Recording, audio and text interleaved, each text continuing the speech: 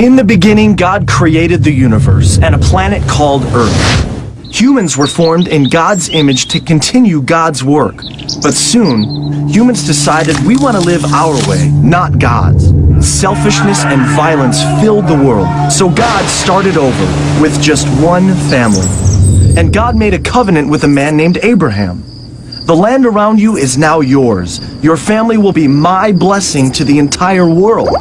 In just a few generations, they grew into a large nation named Israel. The Egyptians became fearful and forced the Israelites to be their slaves. Through a humble leader named Moses, God led the Israelites in a great exodus back toward their promised land. Along the journey, God gave laws and commands to help the Israelites follow God's ways. Finally, after 40 years of struggle and complaining in the desert, the Israelites arrived back home in the promised land. In victory, the people worshipped God, but soon after, they turned from God and lived their own rebellious ways. This became a pattern from generation to generation. Israel's greatest judge was Samuel. He followed God's ways and spoke for God as a prophet. He told Israel that God was the only king they ever needed. But they desired to be like the corrupt nations surrounding them and insisted, "We want a human king who we can see to rule over us just like the other nations." So Samuel found a man named Saul to be Israel's first king. His reign began well, but before long, Saul stopped following God's ways and made many bad decisions. So Samuel told Saul, "Because you have turned your back on God, God has rejected you as a king." Samuel's search for the next king led to a courageous young shepherd boy named David.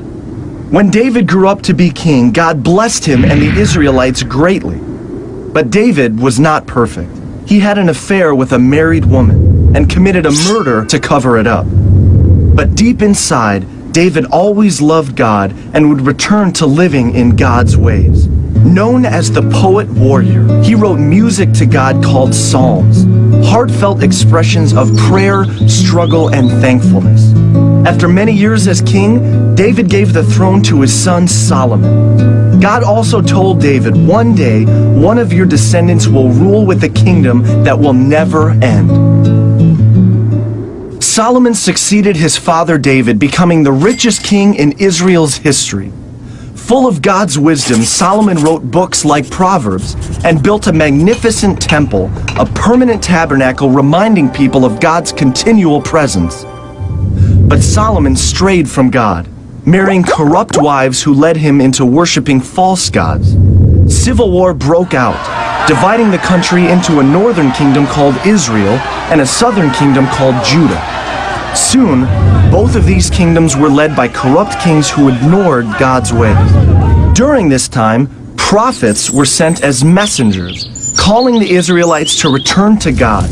They warned of the destructive consequences ahead. The prophet Elijah, a wild and rugged man, showed up false prophets by calling on God to give an awesome display of fire. The prophet Elisha followed him, bringing a boy back to life by causing him to sneeze. These prophets challenged the Israelites and their kings to return to God's better ways. But the Israelites would not listen. Distracted in their own rebellion, other nations swept in and conquered both of the kingdoms of Israel and Judah.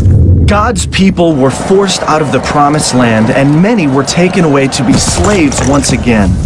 The temple was destroyed, and the people lost everything. This was a time called the exile, where many of the Israelites, now called Jews, were scattered across different lands. One prophet named Daniel was sent to a city named Babylon. The law demanded that everyone pray only to the king of Babylon, but Daniel refused and prayed to God 3 times a day.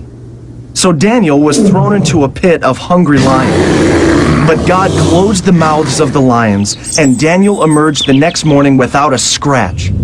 Though scattered, God was still watching over the Jewish people, and God gave them hope, speaking through the prophet Jeremiah's words.